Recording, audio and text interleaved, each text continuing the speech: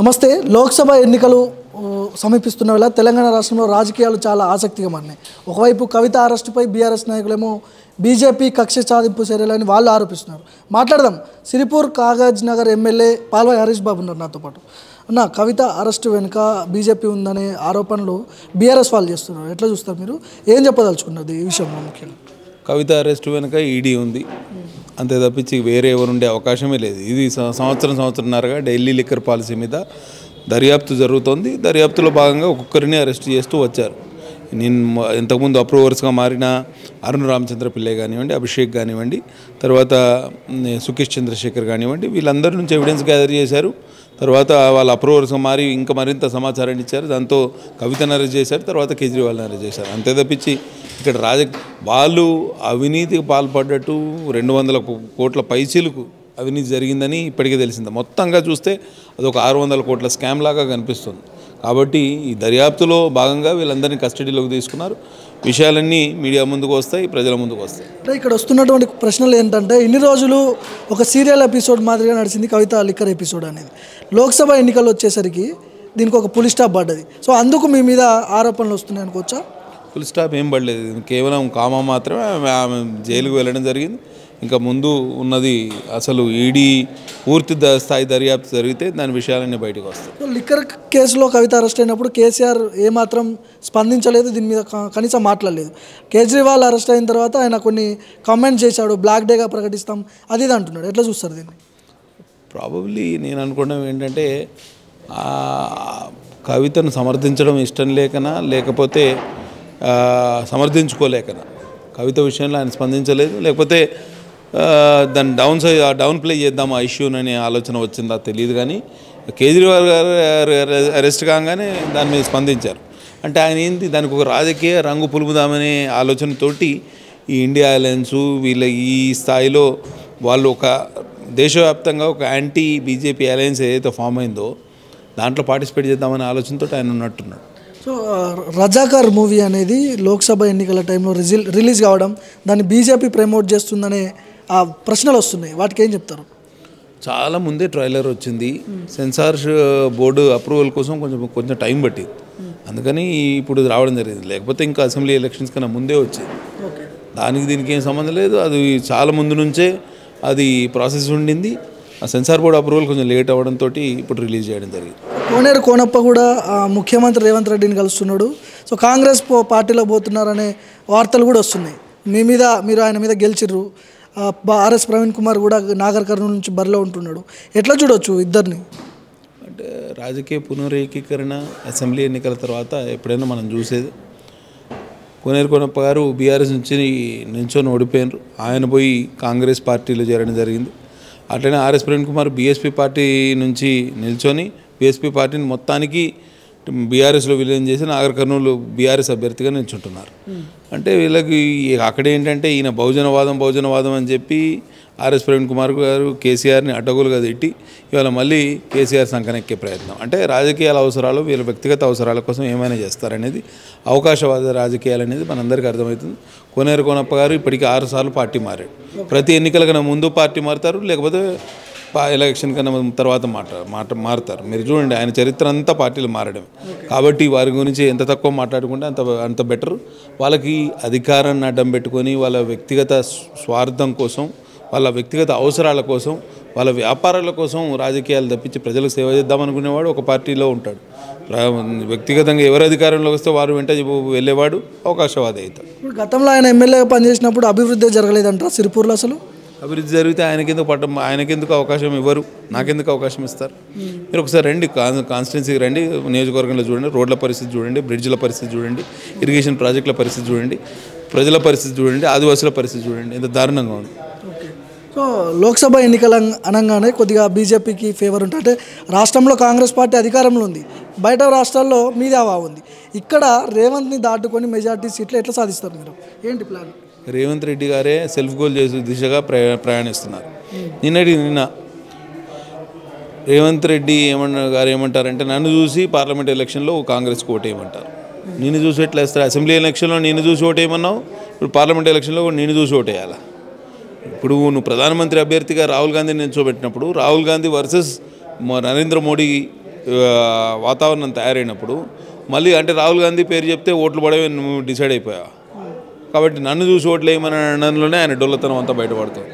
కాబట్టి ఇప్పుడు జరిగే జాతీయ స్థాయి ఎన్నికలు ఇక్కడ కేవలం కాంగ్రెస్ అధికారంలో ఉందని ఎవరైనా ప్రజలు కాంగ్రెస్కు ఓటేస్తే దాంట్లో అది వృధానే.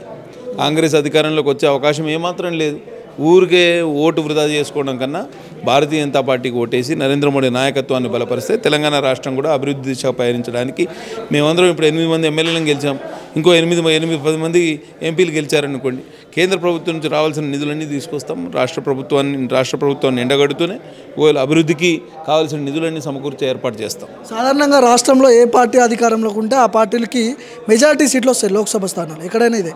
ఇక్కడ ఎట్లా మరి? ఆ కాంగ్రెస్ పార్టీ అధికారంలో ఉంది, మీరేమో కేంద్రంలో అధికారంలో ఉన్నారు, ఎట్లా దాన్ని ఎట్లా పరిస్థితి పూర్తిగా ఉల్టా ఉంది.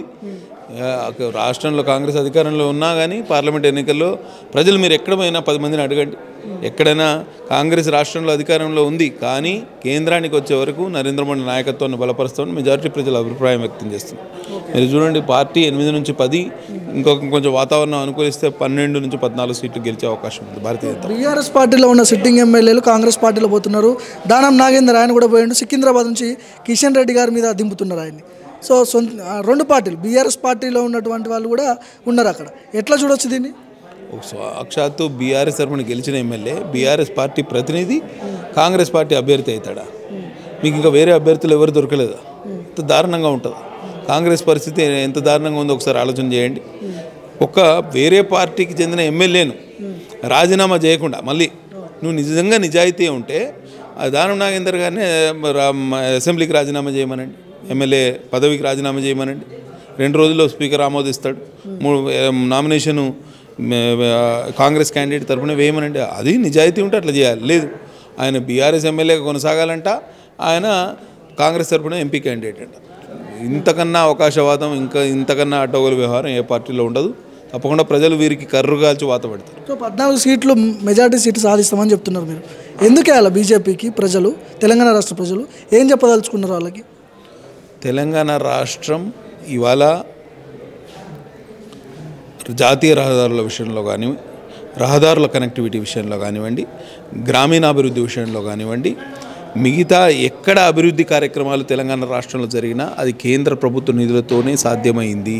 గత 10 సంవత్సరాల్లో కేంద్రం ఇచ్చిన నిధులే. గ్రామ పంచాయతీలకు 15th ఫైనాన్స్ కమిషన్ నిధులు కానివ్వండి, డైరెక్ట్గా వారి అకౌంట్స్కి గ్రామ పంచాయతీ నిధులు కానివ్వండి, జాతీయ ఉపాధి హామీ పథకం నిధులు కానివ్వండి, ప్రధానమంత్రి గ్రామీణ సడక్ యోజన నిధులు కానివ్వండి, నక్సల్ ప్రభావిత ప్రాంతాలకు కేంద్రం ఇస్తున్న నిధులు కానివ్వండి, సెంట్రల్ రోడ్ ఇన్ఫ్రాస్ట్రక్చర్ ఫండ్ కింద నిన్నగాక మొన్న 850 కోట్లు కేంద్ర ప్రభుత్వం ఇచ్చింది. రాష్ట్ర ప్రభుత్వం దగ్గర రూపాయి కూడా వాళ్ళకి ఆదాయం లేదు. పూర్తిగా వారు దీంట్లో అప్పుల్లో కూరుకుపోయింది. ఇటువంటి పరిస్థితుల్లో కేంద్ర ప్రభుత్వ సహాయంతో ఈ రాష్ట్రం నడుస్తుంది. పూర్తిగా అందరికీ తెలుసు, స్వచ్ఛ భారత్ టాయిలెట్ దగ్గర నుంచి మొదలు పెడితే శ్మశాన వాటిక వరకు అన్నీ కేంద్ర ప్రభుత్వ నిధులతో సాధ్యమైంది, ప్రజలకు అందరికీ తెలుసు. కాబట్టి వాళ్ళ తెలంగాణ రాష్ట్రం అప్పుల ఊబి నుంచి బయటపడాలని మళ్ళీ కేంద్ర ప్రభుత్వం సహకారం తప్పనిసరిగా అవసరం. మళ్ళీ నరేంద్ర మోడీ ప్రభుత్వం ముచ్చటగా 3వసారి ఢిల్లీలో కొలువుదీరుతుంది. తప్పకుండా తెలంగాణ రాష్ట్రాన్ని కూడా ఆదుకుంటుందనే విషయం ప్రజలందరికీ తెలుసు. కేంద్ర ప్రభుత్వాన్ని, బలంగా ఉన్న నరేంద్ర మోడీ నాయకత్వాన్ని ఇంకా బలోపేతం చేయండి. ప్రపంచవ్యాప్తంగా ఇవాళ భారతదేశానికి ఒక గురుస్థానాన్ని, విశ్వగురుస్థానాన్ని ఇచ్చింది నరేంద్ర మోడీ నాయకత్వం. అటువంటి నాయకత్వాన్ని బలపరచండి. రామజన్మభూమిలో 500 సంవత్సరాల తర్వాత హిందువులు భవ్య రామ మందిర నిర్మాణం చేసుకున్నారంటే అది నరేంద్ర మోడీ నాయకత్వం వల్లనే. రెండవది, ఆర్టికల్ 370 రద్దు చేసి కాశ్మీర్లో వేర్పాటువాదాన్ని పూర్తిగా తుదముట్టించింది నరేంద్ర మోడీ నాయకత్వమే. ఇవాళ సిఏఏ ఎన్ఆర్సీ బిల్లు కానివ్వండి, జాతీయ స్థాయిలో అనేక సంస్కరణలు తీసుకొచ్చారు. రైల్వేలను పూర్తిగా ఆధునీకరించారు. ఎక్కడికక్కడ 2 లైన్లు ఉన్న చోట 3 లైన్లు, 3rd రైల్వే లైన్స్ ఇటీవలే అన్ని శంకుస్థాపన మరియు ప్రారంభోత్సవాలు జరిగినాయి. కాబట్టి అటువంటి భవిష్యత్తు ఆధారమైన నరేంద్ర మోడీ నాయకత్వాన్ని బలపరచవలసిందిగా ప్రజల్ని విజ్ఞప్తి చేస్తున్నారు. కాంగ్రెస్ పార్టీ వర్షన్ ఏంటంటే బీజేపీ బీఆర్ఎస్ ఒకటి కాదు అని నిరూపించడానికే ఇదంతా కూడా చేస్తున్నారు, కవిత అరెస్ట్లో భాగంగా అని చెప్తున్నారు. ఏం చెప్తారు? ఇంతకుముందు ఎలక్షన్ కన్నా ముందు బీజేపీ బీఆర్ఎస్ ఒకటి కాబట్టి కవితను అరెస్ట్ చేయలేదని ఈ మహానుభావులే అన్నారు. ఇప్పుడు కవిత అరెస్ట్ అయిన తర్వాత వీళ్ళిద్దరూ ఒకటి కాదు అని ప్రూవ్ చేయడానికి కవితను అరెస్ట్ చేశారంటున్నారు. అంటే కాంగ్రెస్ వర్షనే జనాలను నమ్మే పరిస్థితి లేదు. వాళ్ళు ఏం మాట్లాడినా కూడా ప్రజలు నమ్మే పరిస్థితి లేరు. కేంద్ర స్థాయిలో, జాతీయ స్థాయిలో నరేంద్ర మోడీ నాయకత్వాన్ని ప్రజలు కోరుకుంటున్నారు. దాన్నే తెలంగాణ రాష్ట్ర ప్రజలు కూడా ఆవిష్కరిస్తారు. బీజేపీకి సంబంధం లేదంటారు Kavitha arrest? No, not at all. ఈడీకి సంబంధం ఉన్నది. ఈడీ ఢిల్లీ లిక్కర్ పాలసీ కేసులో అది తవ్వితే కవిత విషయం అంతా బయటపడేది తప్పించి దీంట్లో కవితను ఇరికించాలనుకుంటే వేరే ఆలోచన చేసేవాళ్ళు. ఇక్కడ ఢిల్లీ లిక్కర్ పాలసీ స్కామ్ ఉంది. ఇప్పుడు నువ్వు నిజంగానే రేవంత్ రెడ్డి గారికి చిత్తశుద్ధి ఉంటే కాళేశ్వరం మీద సిబిఐ ఎంక్వైరీ ఏమని ఉందా? అది ఎందుకు వేయట్లేదు? రాష్ట్ర ప్రభుత్వం ఒక్క లెటర్ రాస్తే ఆ సిబిఐ ఎంక్వైరీకి అవకాశం ఉండేది. జ్యుడిషియల్ ఎంక్వైరీ అని చెప్పి కాలయాపన చేస్తున్నారు. అది 5 సంవత్సరాలు పడుతుంది. అంత లోపల అందులో ఉన్న కాంట్రాక్టర్లందరి దగ్గర మామూలు దండుకోవాలనే ఆలోచన. Thank you.